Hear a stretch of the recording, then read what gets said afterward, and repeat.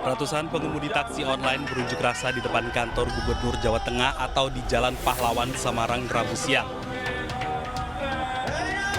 Massa datang berorasi dan memarkirkan mobil memenuhi ruas jalan tepat di depan kantor Gubernur. Mereka menuntut pihak aplikator segera melaksanakan keputusan bersama Gubernur Jawa Tengah tentang penyesuaian tarif batas atas dan batas bawah taksi online. Dalam keputusan bersama pihak aplikator, regulator dengan mitra disepakati tarif minimal sebesar 3.900 per kilometer dan tarif batas atas 6.500, tarif minimal yang diterima driver per 3 kilometer 12.600. Namun keputusan itu belum dilaksanakan pihak aplikator. Tarif minimal yang sudah ditetapkan dan sudah ditandatangani oleh Pak Gubernur itu 3.900 per kilometer, tarif batas atasnya 6.500, tarif minimal yang diterima driver per 3 kilometer 12.600. Itu saja hanya tuntutan kita segera direalisasikan oleh para aplikator yang ada di Semarang. Massa juga memprotes pemotongan biaya oleh pihak aplikator yang dinilai memberatkan. Massa mengancam akan melakukan aksi serupa dengan massa yang lebih besar jika pihak aplikator tidak melaksanakan keputusan gubernur. Akibat demo taksi online, arus lalu lintas di Jalan Pahlawan Semarang sempat macet karena massa memenuhi lajur jalan. Dari Semarang, Jawa Tengah, Kristadi, iNews melaporkan. Selamat siang pemirsa, apa kabar Anda hari ini? Senang sekali, saya Gede Satria dan rekan saya. Dan saya Yasmina Tania, pemirsa kembali hadir menemani Anda dalam iNews Siang. Selain 3 berita utama tadi, iNews Siang juga akan menyuguhkan beragam informasi penting lainnya. Dan kami awali iNews Siang hari ini dari peristiwa banjir di berbagai wilayah di ibu kota. Pemirsa, kita awali dari Jakarta Pusat akibat hujan deras yang mengguyur ibu kota pada dini hari tadi, serta sistem drainase yang buruk, mengakibatkan beberapa ruas jalan banjir dan mengalami kemacetan.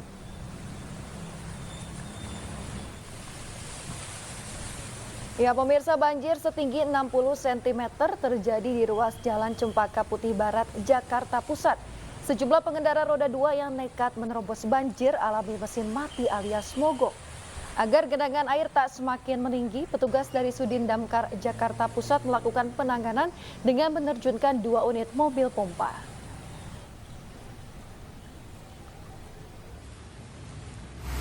Ini saya lakukan informasi atau permintaan masyarakat bahwa minta penyedotan di pinggir kali hutan kayu yang tadi ketinggian air kurang lebihnya 40 cm, sekarang sudah menurun jadi 15 cm, yang tadinya mobil nggak bisa lewat sekarang sudah bisa lewat. Gitu. Berapa lama tadi penanganannya, Pak? Penanganan tadi kurang lebihnya dari jam 8 sampai saat ini jam. Banjir juga terjadi di depan Diklat Bea Cukai Jalan Pisangan wilayah Jakarta Timur. Air dengan ketinggian mencapai 50 cm mengakibatkan beberapa kendaraan yang nekat menerobos banjir mogok. Tampak petugas PPSU dan mobil penyedot air dari Sudin Kebakaran Jakarta Timur berusaha mengurangi debit air. Selain di Jalan Pisangan Timur, banjir setinggi 50 cm juga mengenangi Jalan Ahmad Yani Kayu Putih, Jakarta Timur.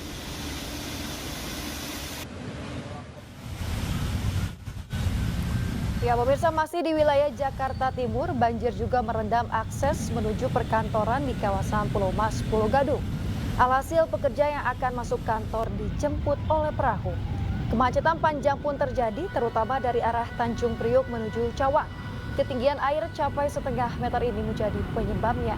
Banjir tertinggi menjelang pintu tol Cempaka Putih, Pulau Mas dan juga Pulau Gadung.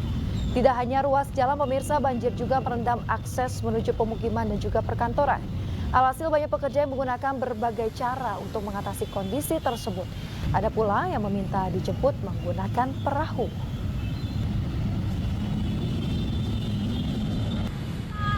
Cuma posisi kantornya banjir? Banjir kayaknya sih, Pak. Makanya ini naik perahu atau gimana tadi minta dijemput? Ya, tadi kita tolong teman buat infoin.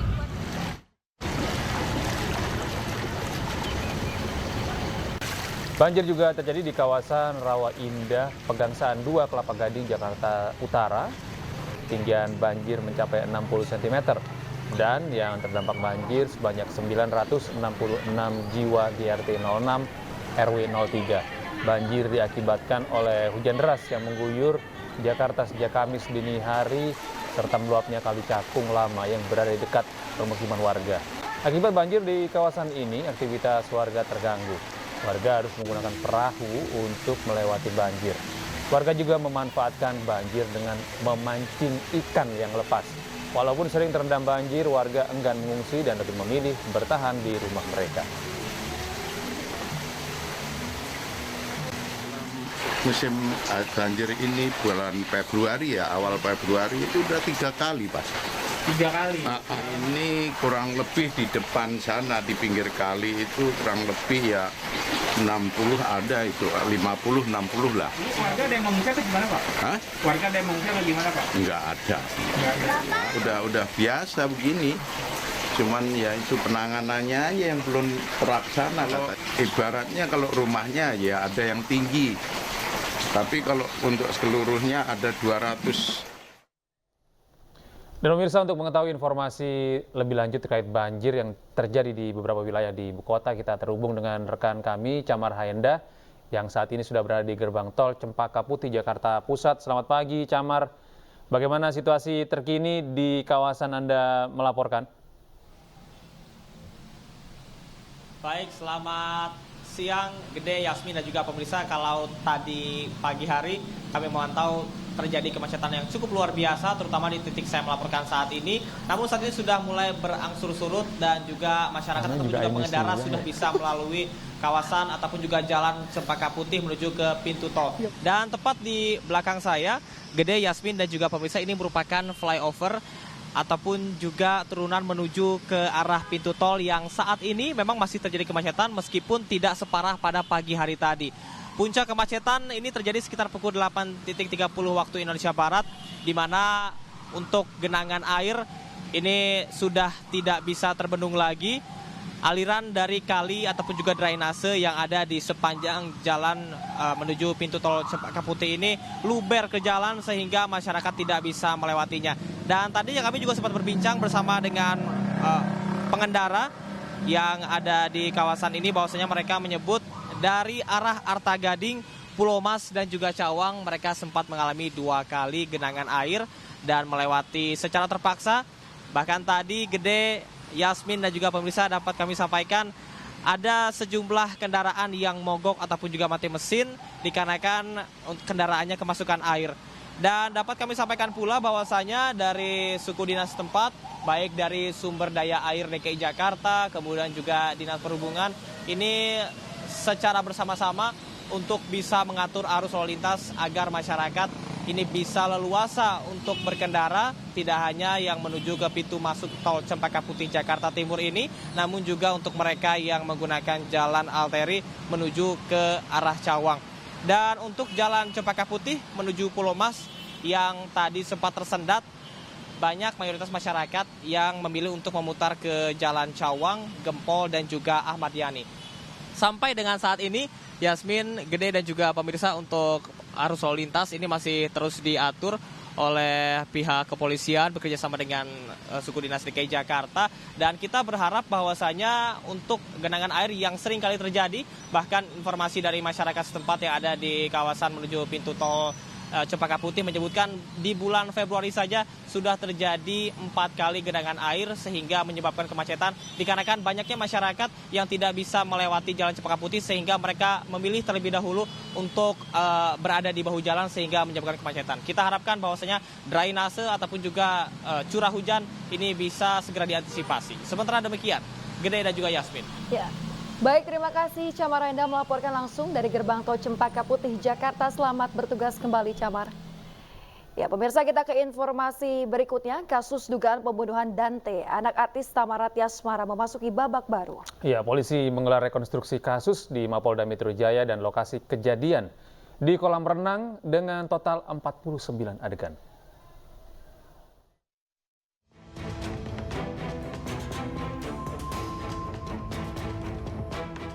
Polda Metro Jaya menggelar rekonstruksi kasus dugaan pembunuhan Raden Adan T. Khalif alias Dante, bocah berusia 6 tahun yang diduga tewas ditenggelamkan oleh kekasih ibunya. Rekonstruksi terdiri atas 49 adegan dimulai pada pukul 10.30 Rabu pagi di Ditreskrim Polda Metro Jaya. Adegan yang diperagakan di lokasi ini yaitu adegan nomor 2 hingga 12. Rekonstruksi dihadiri tersangka YA dan ibu korban, artis Tamara Tiasmara. Saat rekonstruksi, tersangka sempat mengelak, sempat mengecek ada tidaknya CCTV di lokasi kolam renang. Ada satu adegan di mana tersangka ini tidak mengakui bahwa telah mengakses CCTV ya melalui browsing di internet untuk mengecek di lokasi apakah ada CCTV atau tidak. Padahal pada kenyataannya si tersangka ini mengakses atau membrowsing mencari CCTV yang ada di kolam renang sana. Ini kita bisa buktikan dengan hasil pemeriksaan dari analis digital yang mana pada adegan 13 yaitu pada jam 15.11 tersangka YA membrowsing dan mengakses CCTV kolam renang malam dengan menggunakan handphonenya. Ini berdasarkan keterangan dari ataupun hasil pemeriksaan daripada analis digital. Rekonstruksi kemudian dilanjutkan di tempat kejadian perkara di kolam renang Taman Air Tirtamas Pondok Kelapa, Duren Sawit, Jakarta Timur pada pukul 13 Rabu siang. Adegan yang diperagakan di lokasi ini adalah adegan nomor 1 dan adegan nomor 14 hingga 49C. Tersangka YA mempraktikkan adegan saat ia menenggelamkan Dante sebanyak 12 kali dan sempat menoleh ke arah CCTV. Dalam kasus ini, Polda Metro Jaya telah memeriksa 20 saksi. Sementara tersangka terancam pasal berlapis tentang perlindungan anak, pembunuhan, dan kelalaian yang menyebabkan kematian.